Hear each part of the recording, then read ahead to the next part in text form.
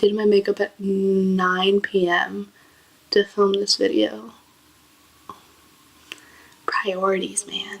2 years ago, I posted a video talking about my experience with mental illness when I didn't know how to deal with it, when I didn't know how to handle it and take care of myself.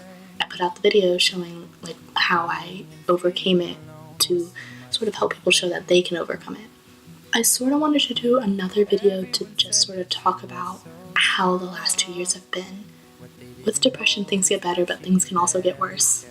It's not the cold or the flu. It doesn't go away just because you treat it. It's something you're going to have forever, and knowing how to deal with it is really important. And that was something I sort of lost last year. If there is someone out here watching it, maybe they went through the same thing as me and they need a way to deal with it, I can show them what not to do because I handled those situations really, really poorly. But I guess that's sort of the point.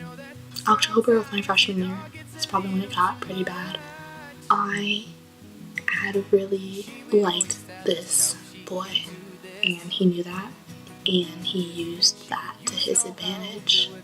I thought that he cared about me. This boy said all the right things and got what he wanted, but then after things happened, he told me that it was the biggest mistake he could have made. So that was fun to hear.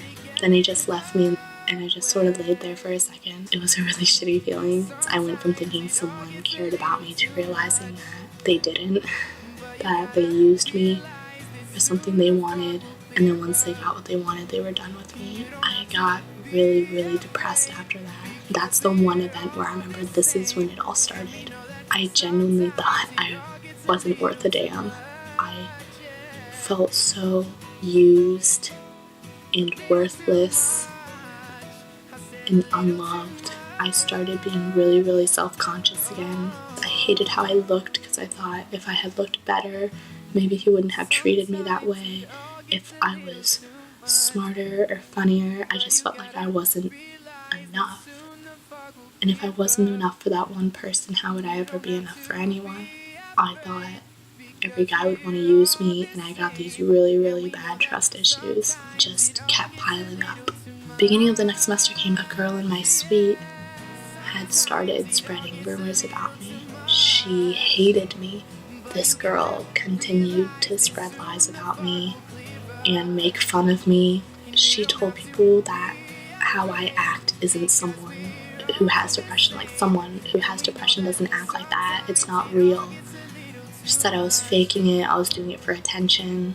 I think it was like the next weekend when I was finally alone in my room, I started bawling because I didn't know what I did.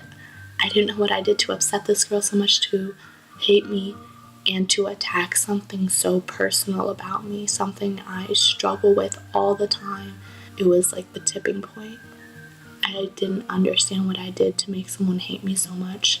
And after learning that, I think is when my depression got the worst. That semester, I slept 15 to 18 hours a day. I didn't eat, I didn't go to class, I didn't do work. It would be days of that. I didn't know why I couldn't be happy, why I couldn't get through this, why I couldn't put it past me. I almost couldn't come back to school this year because my parents were so worried about my mental health, because they asked me about my grades, and that's when I started bawling and telling them that it was because my depression had gotten so bad. I would go days without getting out of bed, without showering, without eating. They finally agreed to let me come back, but they said that, you know, if this happens again, if it gets this bad again, I no longer have the choice. Summer comes to an end and I move here. My depression started getting bad again. Someone I trusted with my life, with some of my most important secrets, abandoned me. I was like, how am I supposed to trust people when all they do is leave? And 2 weeks ago, my depression hit me full force. I just had a voice in the back of my head telling me, you're not enough, people don't love you, people are going to leave you, you're alone in this world, look at you, you never hang out with friends, you don't have anyone. But it got to the point where I called my mom sobbing, saying that I needed to come home. Over fall break, I went home for just one day. I told her how I was severely depressed and I didn't know what to do, and that's why I came home.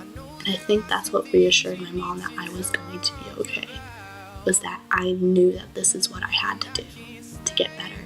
Eventually, I'll be able to trust someone again, and maybe not now, maybe not tomorrow, maybe not the next day, but eventually I will. I will never believe that I'm not worth a damn. I started to believe that I was more than my bad decisions. I was more than my regret. I was more than my depression and more than my anxiety. The point of all of this, things get better and things get worse. And then it's like heaven, and then it's hell, and then it's a shit show, and then you're in tears. We have something that's never gonna go away. And the only way to live with it is to find successful ways to cope with it. I feel good. I feel happy. And I feel okay. And I think that's all that matters. You're worth more than what your depression thinks. And you are more than what your depression thinks. I hope you know that you're not the only one struggling. In the words of one of my favorite bands, if you never break, you'll never know how to put yourself back together. So, you're gonna fall apart. You're gonna fall apart a lot with depression and anxiety and any other mental disorder.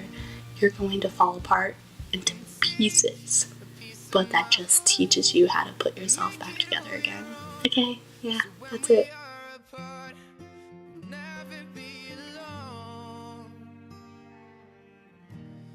If I spoke to this camera for an hour and I can't hear shit, I'm going to murder someone.